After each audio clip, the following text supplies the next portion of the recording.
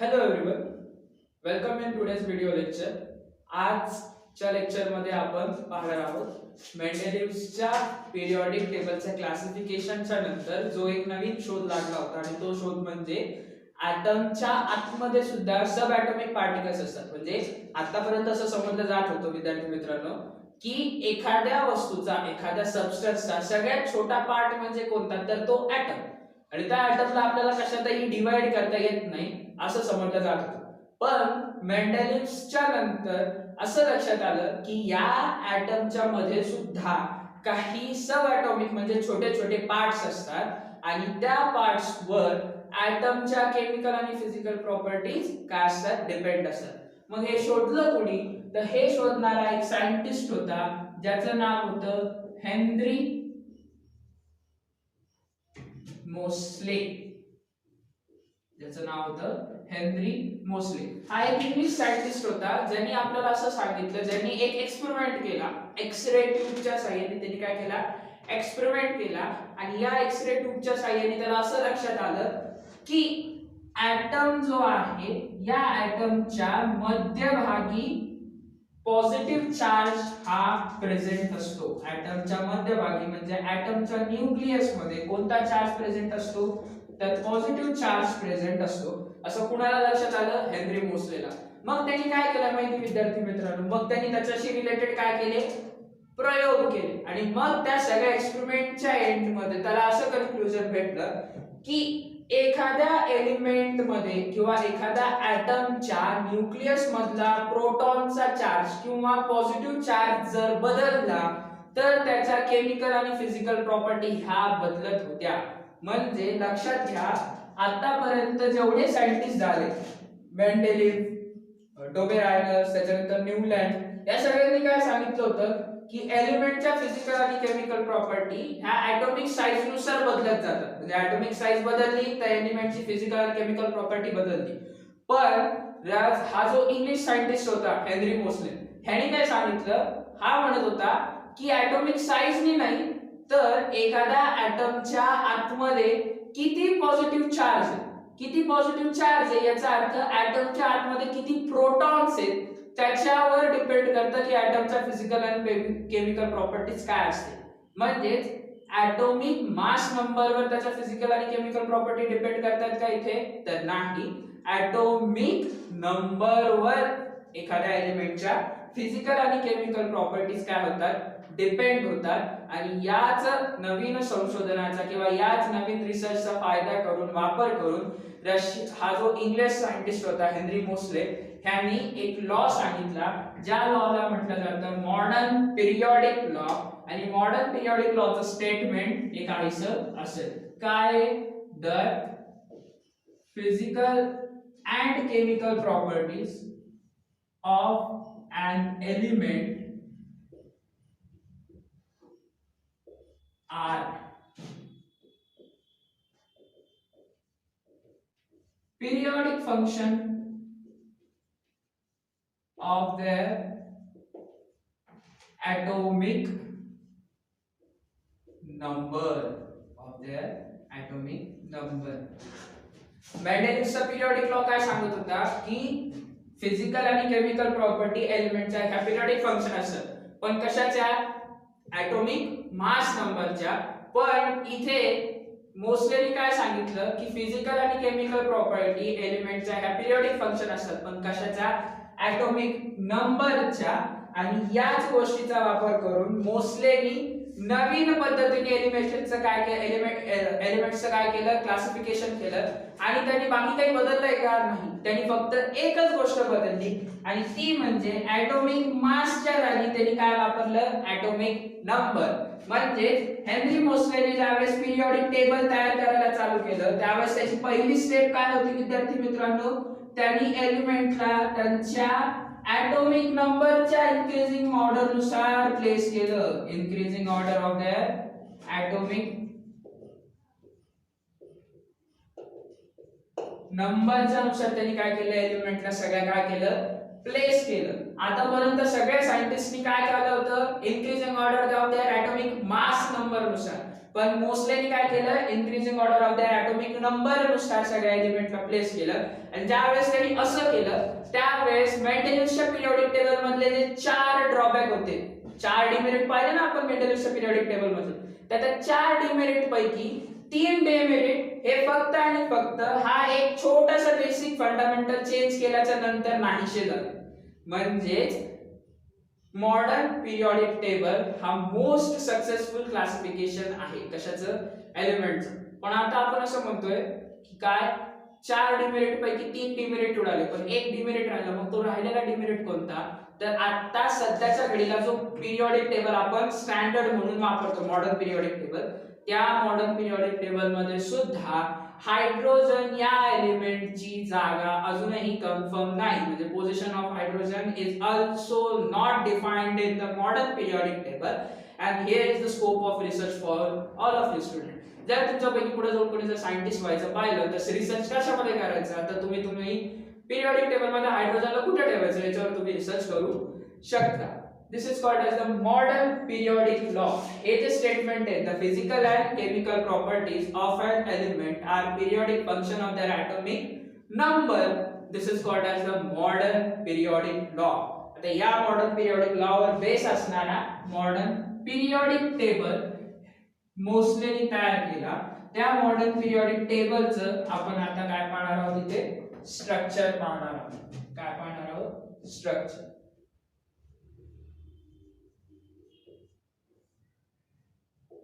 Modern periodic table. जर तुम्ही modern periodic table पाहिला तर त्याची आउटलाइन कशी दिसते मी तुम्हाला इथे काढून दाखवतो.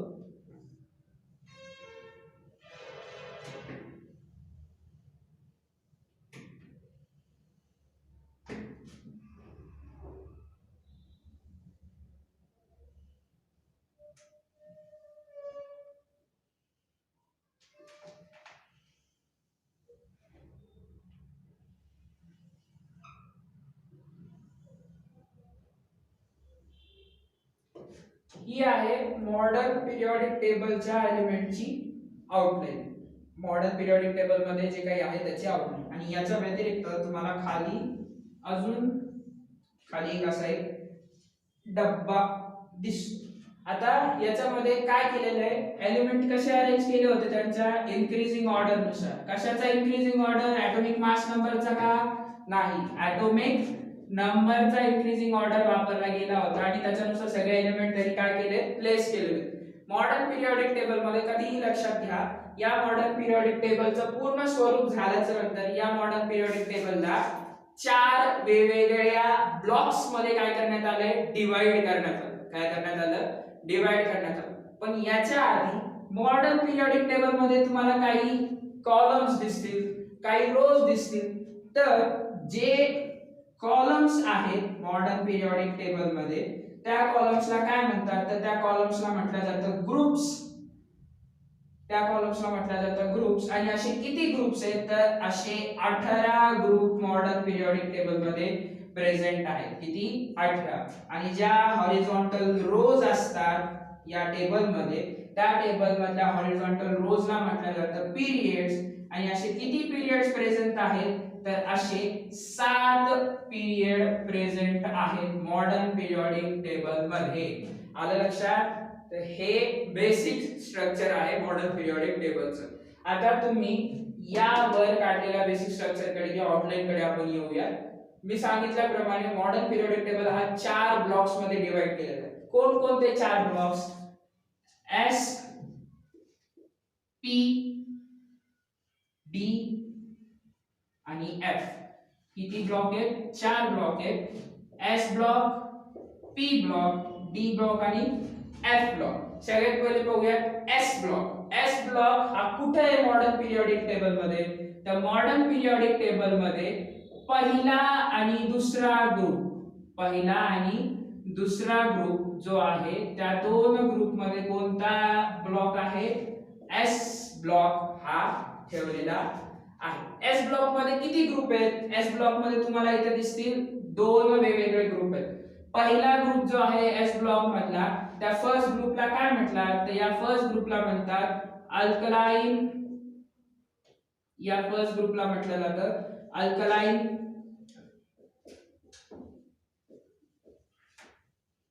मेटल. या फर्स्ट ग्रुपला काय म्हटलं जातं, अल्कलाइन मेटल. हा जो सेकंड ग्रुप आहे एस ब्लॉक मधला, या सेकंड ग्रुपला म्हटलं जातं अल्कलाइन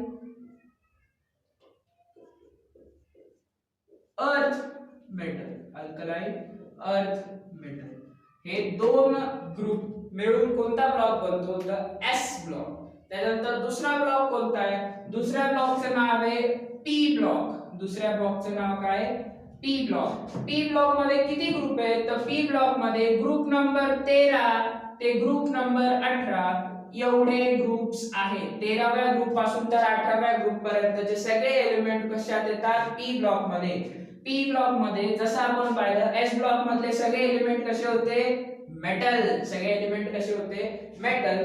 तसंच पी ब्लॉक मध्ये जेवढे काही एलिमेंट आहेत ते सगळे कसे, मेटल, नॉन मेटल आणि मेटलॉइड.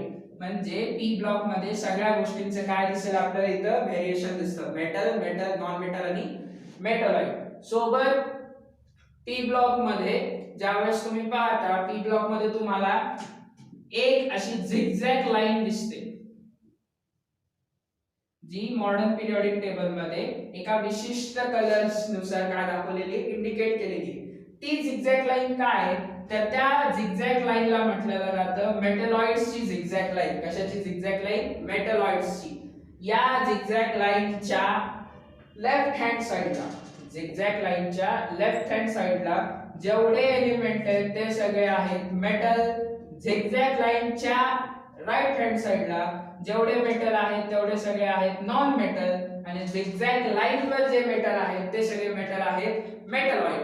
मेटलॉइडचा अर्थ काय, असे एलिमेंट ज्यांच्यामध्ये मेटल आणि नॉन मेटल या दोघींच्या प्रॉपर्टीज असतात त्यांना म्हटलं जातं मेटलॉइड. हा झाला पी ब्लॉक. याच्यानंतर तिसरा आपला जो ब्लॉक आहे त्याचं नाव आहे डी ब्लॉक एलिमेंट. कोणता ब्लॉक एलिमेंट, डी ब्लॉक.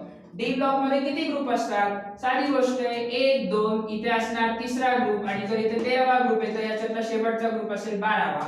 म्हणजे थर्ड ग्रुप पासून तर 12th ग्रुप पर्यंत कोण सगळे एलिमेंट कोणत्या ब्लॉक मध्ये येतात, डी ब्लॉक मध्ये येतात. कोणत्या ब्लॉक मध्ये येतात, डी ब्लॉक मध्ये येतात. आणि डी ब्लॉक मधल्या सगळ्या एलिमेंट जे आहेत ते सगळे आहेत मेटल. आणि या एलिमेंट्सला अजून एक टोपण नाव आहे, त्या एलिमेंट्सला म्हटलं जातं ट्रान्झिशन मेटल.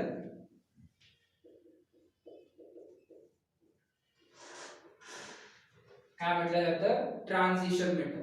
आता तुम्ही लक्षात जर व्यवस्थित पिरियोडिक टेबल जर पाहिला तर तुम्हाला या जो वरचा हा जो पूर्ण भाग आहे ब्लॉक केलेला किंवा पूर्ण टेबल त्याच्यामध्ये तुम्हाला 7 पिरियड दिसून येतील. मग तुम्ही म्हणसाल की या 7 पिरियडच्या व्यतिरिक्त हे खाली तुम्हाला जे 2 पिरियड इथे दिसलेले दिसतात, या 2 पिरियडला म्हटलं जातं, या 2 पिरियडचा एक वेगळा ब्लॉक तयार करून ठेवला आहे आणि या 2 पिरियडला म्हटलं जातं एफ ब्लॉक.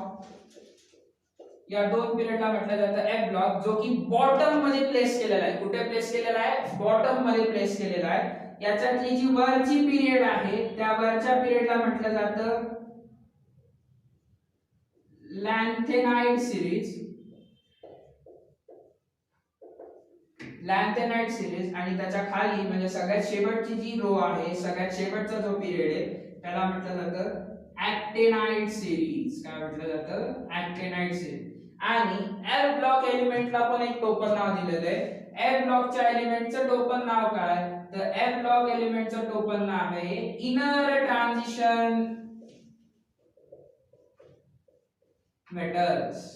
काय, इनर ट्रान्झिशन मेटल्स. आता जर तुम्ही इनर ट्रान्झिशन डी ब्लॉक आणि एफ ब्लॉक यांच्या टोपण नावांकडे जर पाहिलं तर तुम्हाला लक्षात येईल की डी ब्लॉकचं नाव आहे ट्रान्झिशन मेटल आणि एफ ब्लॉकचं नाव आहे इनर ट्रान्झिशन मेटल. ट्रान्झिशन मेटलच्या आतमध्ये जे असतात ते असतात इनर ट्रान्झिशन मेटल. याचा अर्थ काय घ्यायचा विद्यार्थी मित्रांनो, याचा अर्थ हा की ह्या ज्या लॅन्थेनाइड सिरीज आणि ऍक्टिनाइड सिरीज आहेत, ह्या लॅन्थेनाइड आणि ऍक्टिनाइड सिरीज ह्या मुळात ट्रान्झिशन मेटलच्या म्हणजे डी ब्लॉक मध्येच होत्या. पण पुढे जास्त रिसर्च केल्यावर असं लक्षात आलं की ह्या डी ब्लॉक एलिमेंट मध्ये आणि या 2 सिरीज मध्ये जरी काही गोष्टी सारख्या असल्या तरी पूर्ण प्रॉपर्टी या सारख्या होत्या का, नाही. म्हणून डी ब्लॉक एलिमेंट मधले काही एलिमेंटच्या ज्या सिरीज आहेत, काही पिरियड्सच्या ज्या सिरीज आहेत त्या बाजूला काढून त्यांचा एक वेगळा ग्रुप बनवण्यात आला, वेगळा ब्लॉक बनवण्यात आला, ज्याला म्हणण्यात आलं एफ ब्लॉक. काय म्हणण्यात आलं? F block element. आणि या एफ ब्लॉक एलिमेंटला म्हटलं जातं इनर ट्रान्झिशन मेटल्स. काय म्हटलं जातं? Inner transition metals. तर हे आहे मॉडर्न पिरियोडिक टेबलचं बेसिक स्ट्रक्चर. काय? मॉडर्न पिरियोडिक टेबलचं बेसिक स्ट्रक्चर. यानंतर आपल्याला काय बघायचंय? तर यानंतर आपल्याला पिरियोडिक टेबल मध्ये म्हणजे मॉडर्न पिरियोडिक टेबल मध्ये प्रॉपर्टीज कशा व्हेरी होतात, कशा बदलतात. म्हणजे आपल्याला एलिमेंटचं क्लासिफिकेशन कशासाठी करायचं होतं मित्रांनो? तर एलिमेंटचा अभ्यास सोपा जावा, त्याच्या प्रॉपर्टीज लक्षात ठेवायला सोपं जावं म्हणून. मग पिरियोडिक टेबल मध्ये असं काय आहे? मॉडर्न पिरियोडिक टेबल मध्ये असं काय की ज्याच्यामुळे तुम्हाला किंवा आपल्याला एलिमेंट्सचा अभ्यास करणं सोपं जातं, हे आपण पाहणार आहोत इथून पुढच्या लेक्चर मध्ये. आजच्या लेक्चर मध्ये आपण इथेच थांबणार आहोत. We will stop here today. घरचा अभ्यास म्हणून मॉडर्न पिरियोडिक टेबलचं पूर्ण structure, what is the structure of modern periodic table वहीमध्ये लिहून त्याची व्यवस्थित डायग्राम काढून प्रत्येक ब्लॉक मध्ये किती ग्रुप आहे, प्रत्येक ब्लॉक मध्ये मेटल आहे का नॉन मेटल आहे, त्यांचं टोपण नाव काही आहे का, हे सगळं व्यवस्थित आपल्या वहीमध्ये लिहून त्याचे फोटोज आपल्या व्हॉट्सअप ग्रुपवर पाठवायचे आहेत. Today we will stop here. In next lecture we will see further information about this topic. Thank you.